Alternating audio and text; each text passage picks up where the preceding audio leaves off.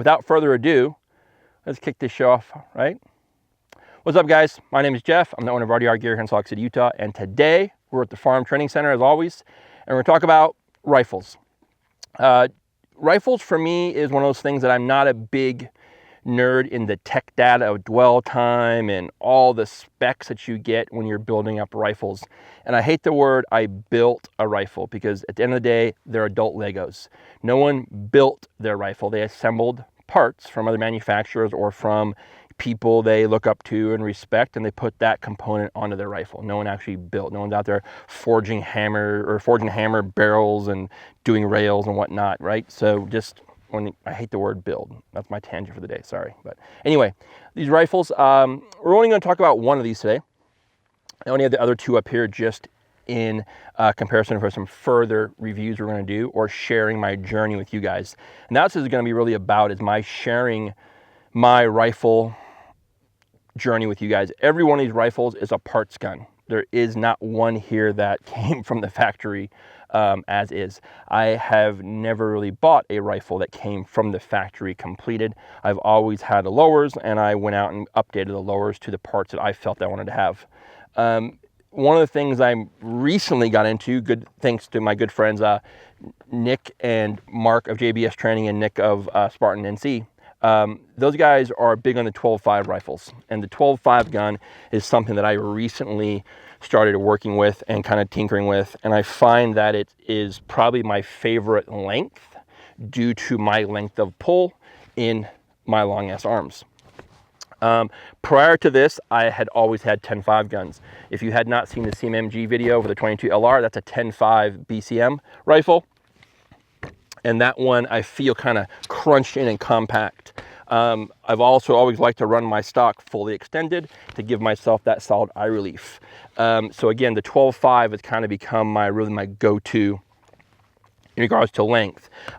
So much that I like this gun so much, I've actually started buying components to build a second one that would be just a standard red dot magnifier rifle, just for a classroom gun. This one here is more of a recce platform, that I plan to take some recce classes this year with Follow Through Consulting, and the 12.5 with the Dead Air Sandman, Mark 6 1-6 with the Badger C1 mount, and the J-arm offset with the Delta point. This is pretty much my go-to recce rifle.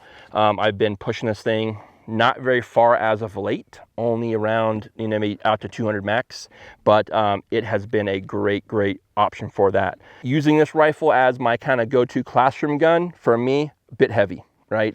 This rifle is not light by any means, especially with the 1-6, the cloud defensive light, as well as the suppressor. This thing is a little bit heavy. You guys have seen pictures of this rifle on Instagram and had asked me questions about the offset and the cloud. The rain is by far, in my opinion, the best light out right now. This thing is bomb proof. It's very well built. And the biggest thing is, from a consumer standpoint, there is nothing you need that doesn't come in the full kit. You get switch, you get charger, you get mounting, you get everything. One thing I did was I added a Magpul offset 45, the plastic ones, for 19 bucks. You can do the Arasaka if you want, but everything in this package, man, phenomenal light. As we get warmer weather, I'm gonna come out and do some low light stuff, but I run the full size Cloud Rain on the 12.5, and then the micro on the 11.5 rifle. Here's my dedicated Simunitions rifle. But man, this light is phenomenal.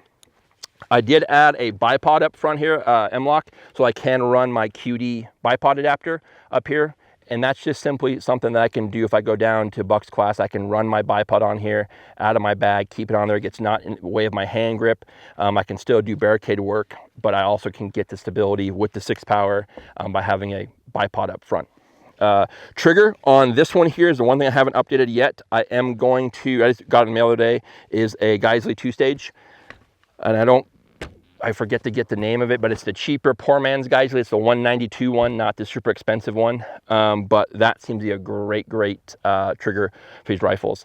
I'm running just the standard flip-up CAC iron sights, the Knights 600 meter sights. One other thing I do like I just got is the Battle Arms Development charging handle. This thing has a articulation on both sides. I really like that. So if you are bumping shoulders or whatnot, you can get that same right side charging handle. We got that right side charging, which is super cool. The B5 stocks are phenomenal. They fit my Asian face. I don't have a very big cheek, so having this rifle up on here, I have a very good fit on my face, and I get that natural point of aim. My cheek lands every single time in the right spot. I do love these stocks. I don't really use the battery compartment, so I often buy the cheaper version, but you can go the original SOP mod style and get the battery compartment, throw your extra batteries in here and whatnot. Sling is the Blue Force gear. It's my go-to sling.